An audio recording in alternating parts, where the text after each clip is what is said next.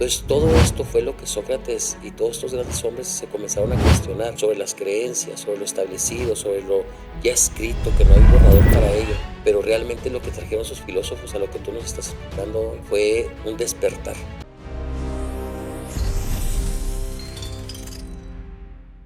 Entonces todo esto fue lo que Sócrates y todos estos grandes hombres se comenzaron a cuestionar sobre las creencias, sobre lo establecido, sobre lo ya escrito, que no hay borrador para ello. Pero realmente lo que trajeron sus filósofos a lo que tú nos estás explicando hoy fue un despertar. Sí, fue un despertar en el sentido de el pensamiento crítico. ¿Qué es el pensamiento crítico? Cuestionarte todo. ¿Por qué? ¿Para qué? ¿Cómo? Sobre todo el por qué, la pregunta original filosófica, ¿no? Y estos filósofos justamente lo que buscaban era dar respuestas, dar verdades, que pudieran ser absolutas para ellos o no, pero nunca fue la respuesta, fue el hecho de que se cuestionaran. Porque a través de uno cuestionarse puedes saber, como mencionabas, de si hay una creencia limitante, si de dónde viene esto que yo pienso. Y es importante la creencia porque a fin de cuentas la creencia nos lleva al acto. Entonces, incluso la ciencia puede ser una creencia, porque a final de cuentas todo parte, puede haber un método científico y demás, pero todo parte de una creencia. Así es. Y decía un filósofo, René Descartes, o sea, sí, si dudamos de todo no llegamos a nada, voy a dar un paso y tengo que cuestionarme, ¿podré dar el segundo paso? Pues no, tenemos que asentar como sociedad ciertas bases de creencias, ¿no? De que no nos vamos a morir en 5 segundos. Razonadas, entonces, como dijiste ahorita. Sí, con una base, sí tenemos que tenerlas, porque si no, no progresamos, pero cuestionarnos simplemente empezando por nuestra vida, ¿no? ¿Qué decisiones tomamos? Y justamente a lo mejor de ahí, con lo que mencionabas del tema de las creencias, de la felicidad, pues vienen estos otros filósofos posteriores que eran, pues por ejemplo los estoicos. A mí me encanta la filosofía estoica. Estaba Epicuro, estaban los cínicos, los escépticos, y ya se fueron haciendo estas escuelas filosóficas donde ya buscaban la respuesta a cómo vivir, que es muy bonito. A mí me decían, te recomiendo este libro de autoayuda, lo empezaba a leer, ay no, qué aburrido, porque yo, pues a mí me gusta leer de la filosofía de esto, ya lo dijo hace 1000 años, 2000, 3000 años. Y por cierto, de esas escuelas filosóficas que dices, me parece que fue Hipócrates el que las comenzó y le llamó academias. Sí, hasta el día de hoy se llaman academias. Sí, la educación actual como la conocemos surge de las escuelas, de las academias, de verdad, de las academias griegas, de las de ahí nace, ¿no? escuelas filosóficas, sí, con el discípulo. Es interesantísimo eso. Veo yo mi aula y luego digo, ay, qué padre que hubiera nacido en Grecia, estaría acá enseguida el mar Egeo o algo así. Pero sí es muy interesante, sobre todo estas escuelas que ya te hablaban más de la felicidad, porque era algo que podías poner mucho más en práctica, ¿no? Aristóteles ya mencionaba la felicidad y me gusta mucho la respuesta que da Aristóteles. Uh-huh. Sí. Oye, estos estoicos que tú mencionas, está de moda ahorita el estoicismo, ¿no? Sí, súper. Todo, son como modas que vienen, se van. Hoy estamos, de verdad, nos tocó, Kareli, vivir en un tiempo muy bueno, porque es una revolución de modas. Porque estamos en la era de la conectividad, estamos en la era donde al momento nos damos cuenta de las cosas y hay todo tipo de información. Tú lo mencionas ahorita, ChatGPT, tú le preguntas sobre estoicismo y te da toda la información habida y por haber sobre los epícuros, ¿cómo le llamas a tú? Sí. Yo como... A veces le hablan de una forma u otra, para yo no batallar, digo Epicuro, que era el maestro. Es otra rama filosófica, pero que los dos buscaban la felicidad, ¿no? Sí. Platícanos un poco sobre el estoicismo. Pero a mí me gusta mucho la forma como ya más resumida que hace Marco Aurelio. Marco Aurelio era este gran emperador romano que incluso él contrató a una persona que estuviera a su lado para que le dijera todos los días, recuerda que solo eres un hombre. Porque ya sabemos muchas veces que en los puestos políticos el que te habla es por el puesto político, ¿no? Y uno se lo empieza a creer y todos me aplauden porque soy el jefe y el jefe. Y uno empieza a creerse más allá que una persona, ¿no? Un dios. Y luego quieren, hacer y deshacer. Entonces él tenía esta persona que le decía, recuerda que solo eres un hombre, porque a él le encantaba, tener los pies en la tierra. Sí, me parece que cada mes se iba a una parte muy humilde a comer pan y agua. Sí. para saber también de dónde venía él. Sí, no olvidarlo. Y justamente pues la idea del estoicismo es, el mundo puede ser un caos, pero tú tienes control de ti, la calidad de tus pensamientos. Sobre lo que no tienes control, no tienes por qué preocuparte. Ese es el estoicismo, ¿no? Ajá. O sea, ocúpate sobre lo que tienes control. Sí, lo que tienes control es a fin de cuentas de ti nada más, de tus pensamientos, de la calidad de ellos.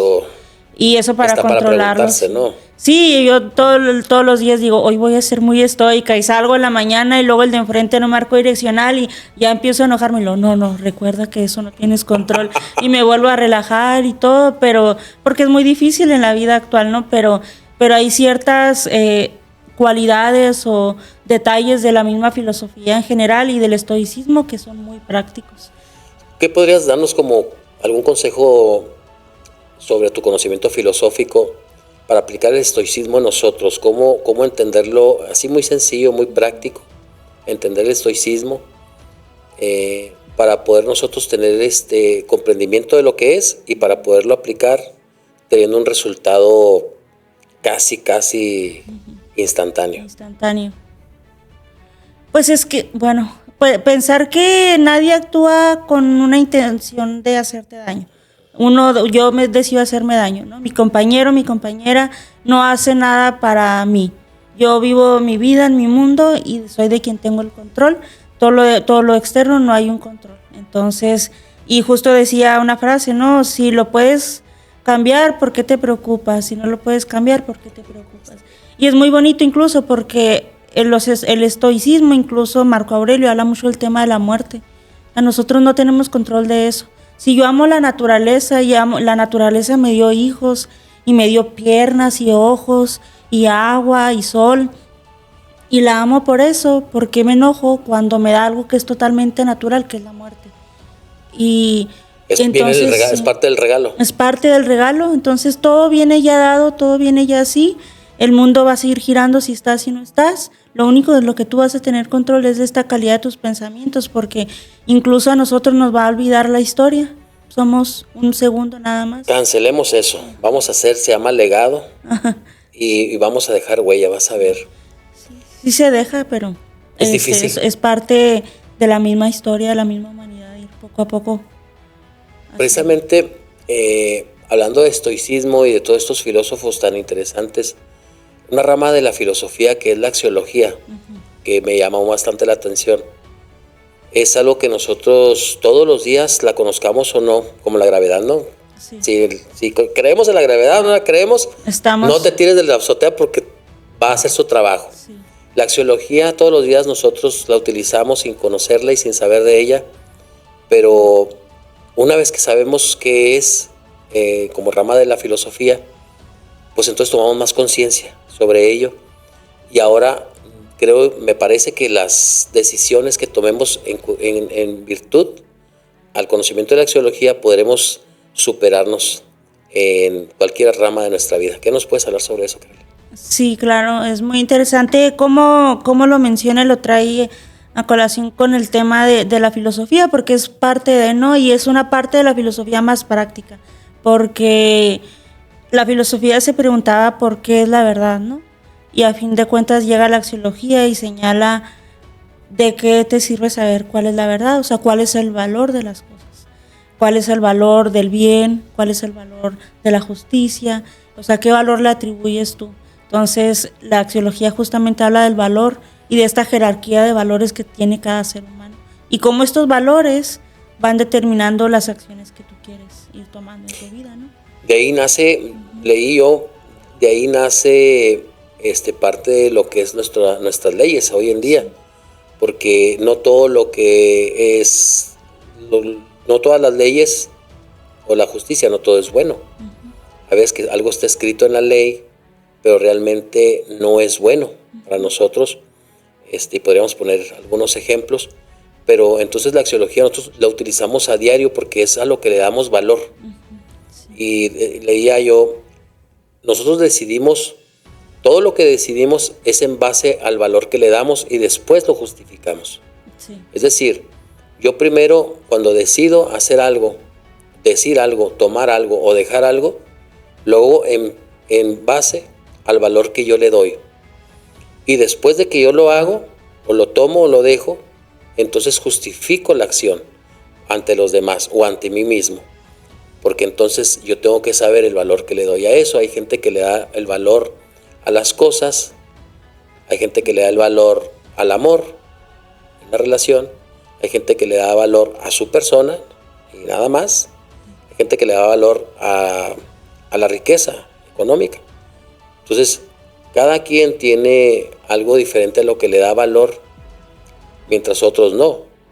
Y el asunto aquí es de que este grupo de personas critican a este otro grupo, ¿no? Porque queremos imponer nuestra verdad. Y tenemos que entender que lo que tú le das valor y a lo que va tu interés, pues es tuyo. Y lo que yo tengo, pues es algo que parte de mí, que yo estoy bien, pero que tú también estás bien. Y yo lo menciono porque, por ejemplo, cuando tenemos una discusión y yo le doy valor a algo, por decir, a mi razón, yo le doy valor a la comunicación, yo le doy valor al respeto, y tú se lo das también, suponiendo.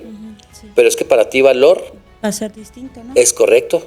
Comunicación y respeto son diferentes, y el valor que le das es diferente.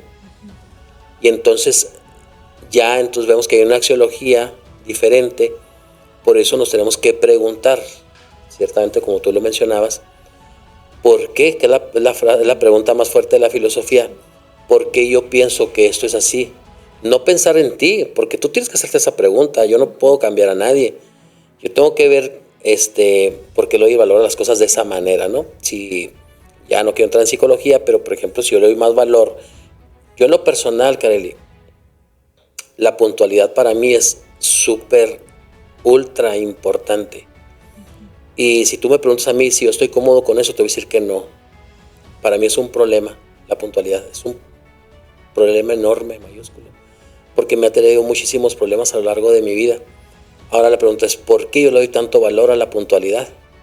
Y te soy bien honesto, no lo sé. Tendría que hacer un examen introspectivo sobre mi infancia, que seguramente de allá viene esto. Pero sé que para otras personas la puntualidad no tiene mucho valor. ¿Cómo nos ayudas tú en la filosofía sobre la axiología y los valores, lo que es bello, lo que es bueno? Sí, por ejemplo, en la filosofía hay muchas formas de diversificarla. Podemos irnos a un nivel, en la historia, ¿no? A través de la historia, a través de los filósofos, a través de los problemas. A mí me gusta mucho verlo a través de las preguntas, y hay 3 grandes preguntas en la filosofía: ¿qué es lo bueno, qué es lo bello y qué es lo verdadero? Entonces la axiología justamente llega a cuestionar ya no solo el qué es, sino cuál es el valor que no a responder, Kareli, porque cada quien lo responde. Sí, en la filosofía nunca vas a encontrar una respuesta. Vas a encontrar una que a ti te guste, que te sirva para vivir bien, pero no vas a encontrar una sola respuesta. Entonces, el hecho aquí, como decía desde el inicio de la filosofía, es que tú te preguntes qué es lo verdadero. Eso es lo que va a ayudarte en tu vida, más allá de la respuesta que tú me puedas dar. Entonces, y la axiología justamente es qué valor le doy a esto, a la belleza, a lo verdadero, a lo bueno, porque esto va a determinar qué estoy haciendo con mi vida.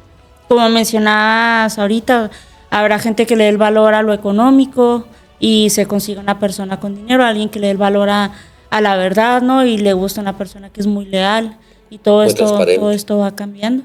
Y a fin de cuentas, pues puede haber axiología, hay muchas ramas, axiología, ética, epistemología, estética, pero yo creo que para la gente que apenas se está acercando a la filosofía, que se acerque con la intención de aprender un poquito de sí mismo, del mundo y de cómo ser feliz. A fin de cuentas, la filosofía llegó a mi vida al menos a ser un salvavidas. Cuando yo más perdida estaba, que no quería estudiar, no quería hacer nada, llegó a salvarme la vida, y yo creo que la gente que se acerque pudiera encontrar también buenas preguntas para ahí partir. Porque toda la vida es filosofía, ¿no? Todo lo que nosotros vivimos al día la vida es filosófica. Entonces, pero ya entenderla y vivirla, la practicamos, pero ya con conciencia. Yo creo que eso es a lo que te refieres, que nos trae un cambio, un despertar, usarla con practicidad también. incluso no hacer mal uso de ella, porque también, como Sócrates, no ir a ganar batallas a todos lados, pues no nos llevaría a un buen puerto.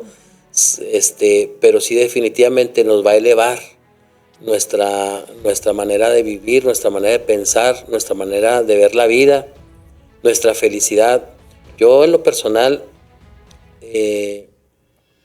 pues desde niño, católico, y después hubo una transición hacia lo evangélico.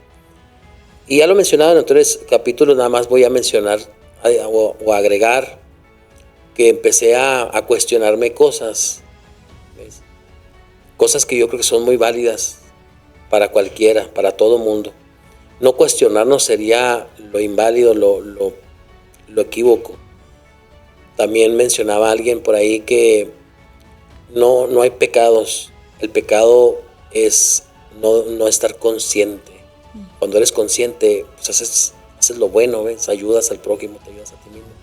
Entonces me empecé a preguntar yo todas estas dudas que tenía y empecé a leer un poco, ¿no? A investigar.